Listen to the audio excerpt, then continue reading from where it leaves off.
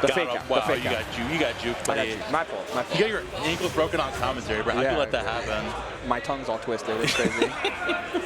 We're starting up here on Pokemon Stadium 2, which definitely has some interesting strengths here for both these players. I definitely think that if you're Fiji, it's going to be a lot better, considering that the bigger stage, you'll have a lot more of that space to play around Joker's demanding presence in the mid-range. So just considering that you can also play around those platforms to bait Joker out and take you off the ledge. It's all going to be interesting starting out here, but Mercury already with the aggression out the gate, 56% on Fiji is absolutely nothing to scoff at here. You know what's so great about this opening damage? Like, it's 56%, which is a solid number. What Mercury has done has immediately just de-incentivized forward air out of shield from Fiji and jump away in disadvantage. That's two massive ideas of how Fiji likes to play in disadvantage and turning them on their head right on the way. Now you can get Pac-Man to hold shield for longer, which means Joker can get more block strings. Now you can get air dodges out of Pac-Man, which means Joker can get better punishes, all from the first interaction. Oh, wow, what an amazing drift, actually. I cannot believe you drifted that far, actually. I thought she was going to get body blocked. Oh, that's a bagger. Nice. And there you go. Mercury taking that first stock. And like you mentioned, again, like already conditioning. That doesn't mean anything that Mercury as a player, she plays on a lot, is conditioning her opponent, whether it's conditioning them to throw out over-aggressive moves or being scared to throw out moves in the defensive state. Now you have the aggression there on the ground to say, like, okay, I know this Pac-Man's not going to do this, so I'm going to run with your hydrant and do whatever I want. Now Fiji's like, what do I do here? What's going on? Why are you doing all this? I don't know what to do as an answer. And all you can do is just throw out a fruit and pray. And Bird's like, nah, actually, I'm good. I'm okay. Here's the damage over time. Like the little gunshots, the Ahas. Like, we've not seen a starter from Mercury yet up until that Nair. That was a really nice catch on the up air to follow up. But that's 56% based almost exclusively on Iha and a couple extra ticks of gun. Like, this is damage that's really starting to rack up, and the straight hit from game from Joker is on full display here for Mercury. She's playing very, very well. Catching another drift in on that back air. You are not allowed to skip your phases if you're Fiji at this point.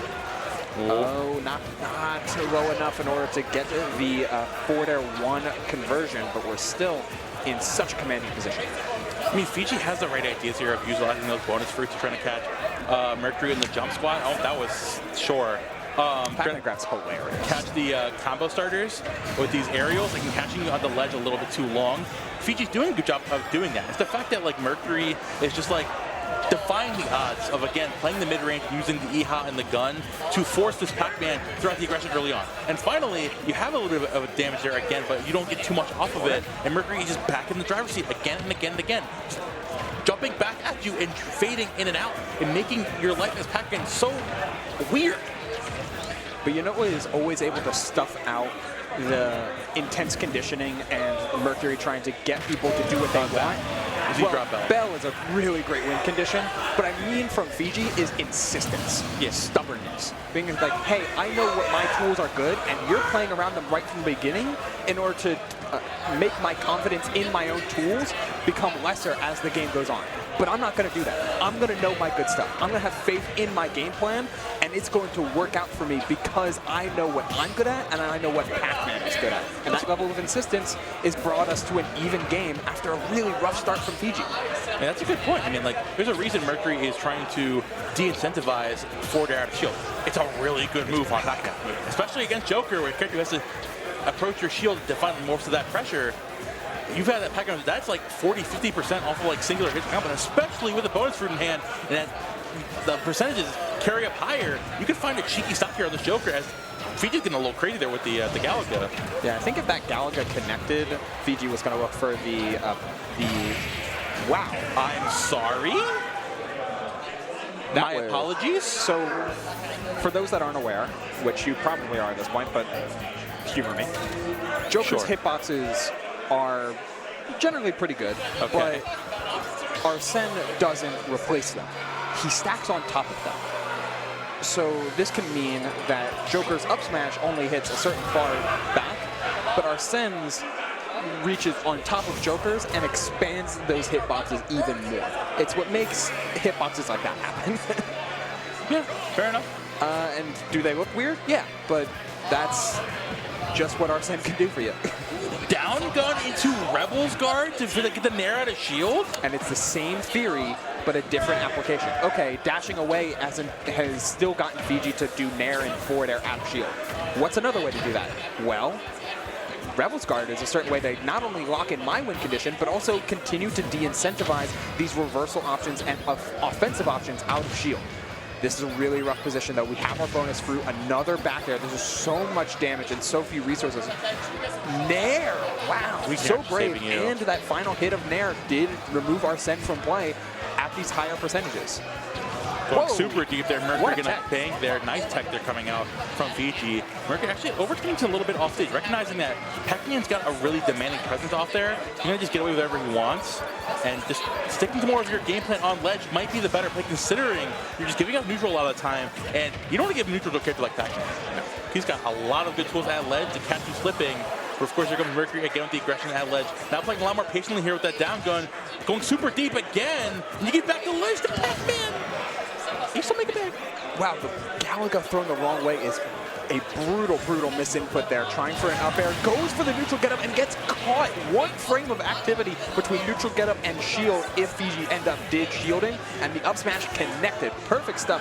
Trying for mix-ups with the hydrant water, but not able to get any sort of flinch from Mercury, and we're getting 44% and climbing if able to intercept anything. The movement so crisp from Mercury right now. She is grooving in full control. And the catch jump there again, had the right idea catching. Fiji getting overzealous there again, gonna catch you with that up special into the F tilt as well. Mercury doing a fantastic job of catching the aggression from this PAC-MAN. Finally a roll behind, so they're into an F tilt as well to catch Mercury, their own aggression. Fiji doing such a good job now finally getting back on and keeping the annoying projectiles and walls back, but all that orange after to catch that pellet there just a little bit. Both these players actually do a really aggressive jump on to platforms and getting punished from both sides. Trying to put out, wow, the apple connected. Mercury maybe trying to catch it. Could have been something different. Catches the the melon instead.